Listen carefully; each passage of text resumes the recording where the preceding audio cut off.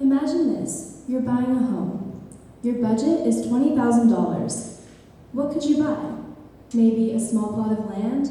Maybe a shack? It seems impossible to buy your dream house, right?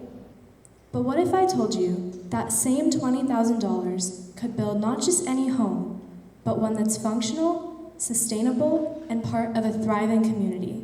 Well, it's happening right now, at a time when housing costs have soared beyond what we can imagine. Here in Austin, Texas, the average housing cost is over $560,000. Meanwhile, over 580,000 people in the United States remain unhoused. These aren't just statistics. They're stories of families, individuals, and children. People like Tim Shea.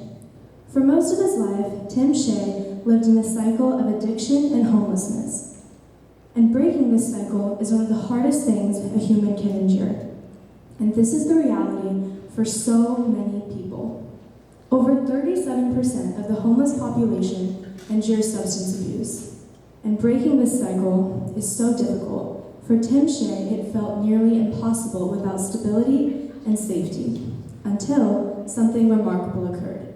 Due to innovation in the affordable housing industry, Tim Shea was the first person in the United States to ever live in a 3D printed house. But before we can understand how this solution came to be, we must understand the urgency of this problem. Affordable housing is trapped in a web of challenges, from skyrocketing land costs to restrictive zoning laws and expensive construction materials. It's very difficult to think of different ways to innovate our future. Think about this. A 300 square foot home. Living in this home, what can we do with a space like that? Well, one of the most groundbreaking discoveries today are tiny homes. Tiny homes are efficient, using efficient, and also sustainable.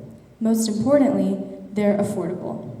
At just $200,000 or $20,000, tiny homes are scalable and a real-world solution to homelessness.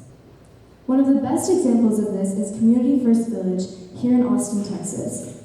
Tim Shea's 3D printed home is in Community First Village. This is a neighborhood for people coming out of chronic homelessness, and it's not just a grouping of homes, it's a community. Residents have access to job training, mental health support, and a chance to rebuild their futures. So let's circle back to that topic of a 300 square foot home. What would you bring with you if you lived in a home that small? What's truly important and essential? Well, we don't need Marie Kondo to organize our lives for us. Affordable housing forces us to rethink what's truly important in our world today. And for Tim Shea, the size of his home wasn't the issue. It was about having a space of his own where he could finally paint, heal, and live a peaceful life. Now let's look at something even more futuristic. What if a home isn't built by bricks, but printed?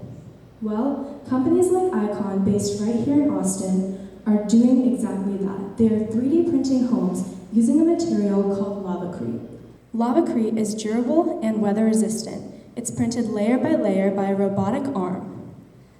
And this is not just a concept. People are already living in these homes, and Tim Shea was the first. So to look at how we've made all of these advancements, let's take a look at how we've progressed. After World War II, we had Levittows. These were mass-produced homes built for returning soldiers. They were affordable, but they lacked individuality and sustainability. In the 1970s, modular housing took off, allowing homes to be built faster and cheaper. And today, we're seeing solar-powered homes, upcycled shipping containers, and even recyclable construction materials. But none of the innovations and solutions today could have occurred without one simple ideology. We have to challenge the way things have been done in the past in order to build a greater future. So how can we do this? Well, for Tim Shea, his 3D printed home was described as a miracle.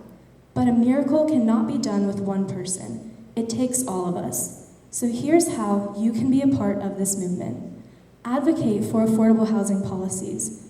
Support, donate, and volunteer with organizations like Community First, who are leading this charge. And educate yourself. Learn about companies like Icon, who are pushing the boundaries of what we thought was possible.